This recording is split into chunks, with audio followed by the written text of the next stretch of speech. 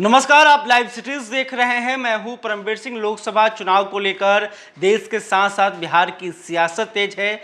तमाम पार्टियां चुनाव की तैयारी में लग गई है। गठबंधनों में इस बात को लेकर मंथन जारी है कि कौन पार्टी कहां से चुनाव लड़ेगा।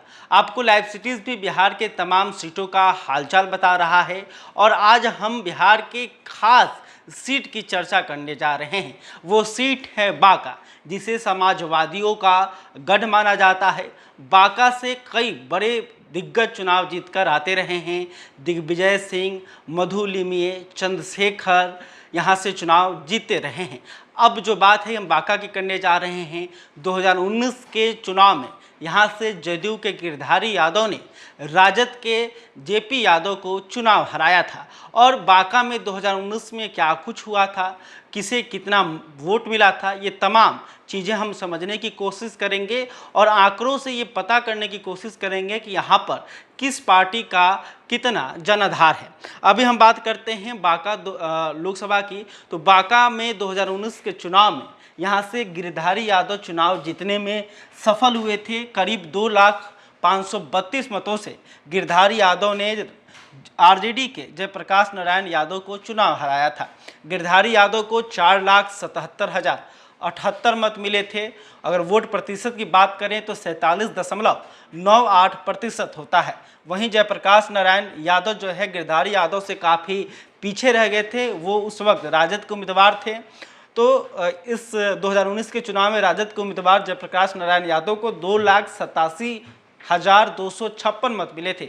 वोट प्रतिशत की बात करें तो 27.84% वोट मिला था। लेकिन इस चुनाव में खास बात ये रहा था कि बीजेपी की नेता पुतुल कुमारी जो है वो उन्होंने पार्टी से बगावत कर दिया था और 2019 के चुनाव में पुतुल कुमारी जो है निर्दलीय मैदान में उतरी थी। पुतुल कुमारी दिग्विजय सिंह की पत्नी हैं। इन्हें 1,03,729 मत मिला था। वोट प्रतिशत की बात करें तो 10.42% जो वोट है वो पुतुल कुमारी के खाते में आया था। यानी कि तीन तरफा लड़ाई देखने को मिला था और इसमें जदयू के उम्मीदवार गिरधारी यादव यहाँ चुनाव जीतने में कामयाब रहे थे। लेकिन खास बात यह है कि उस वक्त बिहार एनडीए में जदयू की पार्टी शामिल थी और सीट बंटवारे में बांका सीट को जो है जदयू के खाते में दे दिया गया था। इसलिए पुतुल कुमारी जो है यहाँ से निर्दलीय चुनाव लड़ी थी। तो अब जो 2024 के चुनाव होने जा रहा है उसमें बिहार का समीकरण पूरी तरह से बदल गया है। आपको भी मालूम होगा कि नीतीश कुमार अब लालू प्रसाद यादव के साथ आ गए हैं और महागठबंधन में शामिल हो गए हैं। तो पहली बार नीतीश कुमार, लालू प्रसाद यादव और कांग्रेस मिलकर लोकसभा चुनाव में एनडीए के खिलाफ लड़ेंगे। और यह सीट बहुत ही खास है क्योंकि इसे समाजवादियों का गढ़ माना जाता है।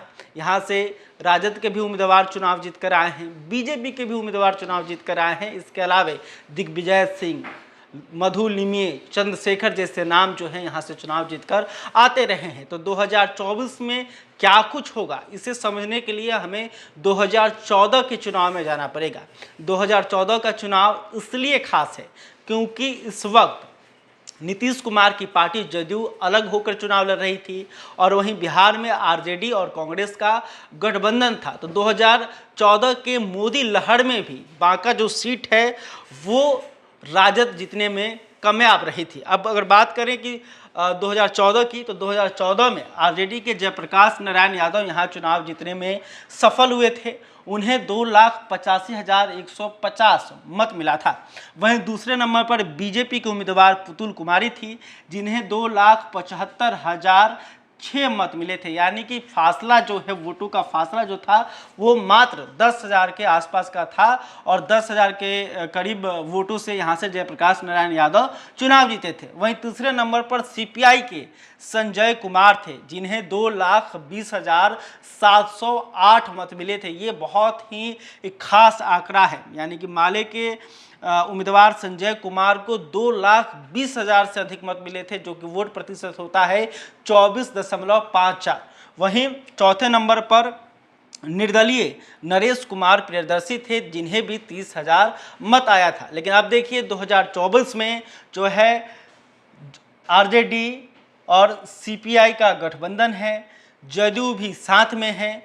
ये जो चुनाव है ये काफ़ी खास होने जा रहा है। 2024 में एक तरफ बीजेपी के साथ जो है चिराग पासवान है, उपेंद्र कुशवाहा हैं, तो वहीं अब नीतीश कुमार का साथ नहीं है। नीतीश कुमार जो है लालू प्रसाद यादव, कांग्रेस और माले के साथ हैं। तो वोट जो बैंक है वो क्या नीतीश कुमार का महागठबंधन में शिफ्ट होगा, ये देखने वाली बात होगी। बात ये भी होगी कि बीजेपी यहाँ से किसे अपना उम्मीदवार बनाती है और महागठबंधन में कौन सी पार्टी यहाँ से चुनाव लड़ेगा। क्या जदयू ही चुनाव लड़ेगी? अगर जदयू चुनाव लड़ती है तो क्या जदयू गिरिधारी यादव को फिर से यहाँ पर रिपीट करेगी? क्योंकि गिरिधारी यादव कई बार यहाँ से सांसद चुनकर आते रहे हैं। अब हम बांका लोकसभा के विधानसभा सीटों का भी हालचाल जान लेते हैं कि आखिर बांका लोकसभा जो है सीट पर किस पार्टी का दबदबा है। और विधानसभा सीटों की अगर बात करें तो सुल्तानगंज जो कि भागलपुर डिस्ट्रिक्ट का विधानसभा क्षेत्र है, लेकिन यह बांका लोकसभा क्षेत्र में आता है और सुल्तानगंज से ललित नारायण मंडल जदयू के विधायक हैं। वहीं अमरपुर जो बांका डिस्ट्रिक्ट का ही विधानसभा है, यहाँ से जयंत राज ये भी जदयू के विधायक चुन के आए हैं।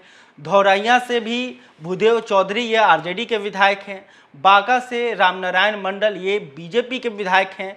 कटोरिया से निक्की हेम्ब्रम ये भी बीजेपी की विधायक हैं। और बेलहर से मनोज यादव ये जदयू के विधायक हैं। अगर 6 सीटों में 2 सीटों पर जो है बीजेपी के विधायक हैं और बाकी सीटों पर महागठबंधन के विधायक हैं। अगर विधानसभा के लिहाज से देखा जाए तो यहाँ पर जो है महागठबंधन का बोलबाला देखने को मिल रहा है।